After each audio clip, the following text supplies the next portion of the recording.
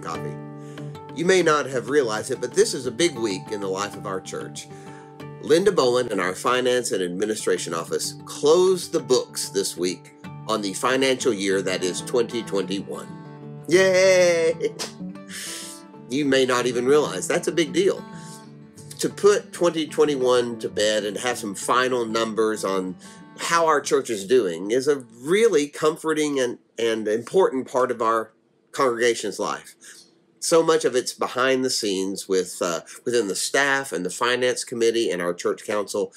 But you should know that our congregation does a fantastic job of dealing with its finances and very transparent. These green finance sheets about where we are in our budget and our designated funds, they're always available to you.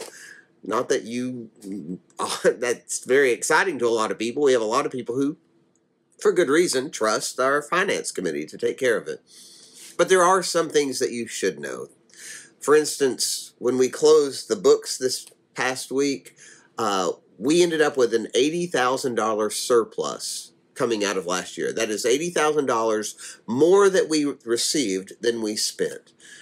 That money, by the way, is put into our contingency fund, so we'll be prepared when we do have things like our boiler going out, crisis with our roof, ministries that pop up and we desperately need money to fund a new ministry program.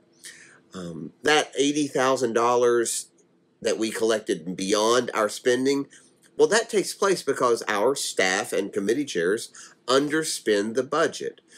Now, I know in many businesses, underspending is something that you're scared to do. If you don't spend your budget, you don't get it next year. But that's not the way this church's financial life is structured. We trust that finance is going to fund the necessary ministries. And if we have a given year where we don't have to spend everything, we don't. We have an excellent staff, by the way, when it comes to financial stewardship, care, concern. The other thing that you need to know that it's hard to express to people, we've been consciously for the last 4 or 5 years trying to reduce our budget. That's because, as you've probably seen if you're part of this congregation, many of our older members are starting to pass away. And that older generation are much better givers than those of us who are younger, even in our 50s, and much better than young couples coming into the congregation. They just give more. They tithe consistently. And so we're very aware that, as we lose that older population, even if we gain the same number of people from young couples and families, it's not the same. We're in this season where we need to reduce our budget, and our goal has been to reduce it by 2% every year until we get to that place where it all evens out, where it needs to be. I am so very proud to be able to say that this year's budget is 0.6% lower than last year's budget. And that's just the tip of the iceberg. Over the last 5 years, we've reduced our budget by 9.6%. That's a significant savings. And we've done that by trying to consolidate, to be smart. We still are funding ministries. We still have a wonderful staff. We're still trying to accomplish the goals of this congregation, but trying to be very conscious of how we spend money and where we spend it.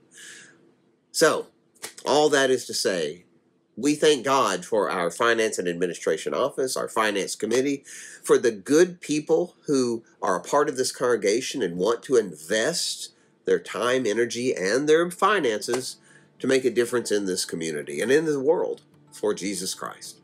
So, thanks be to God. The financial year that is 2021 is behind us, and we are excited as we push forward into 2022. I hope you have a great day.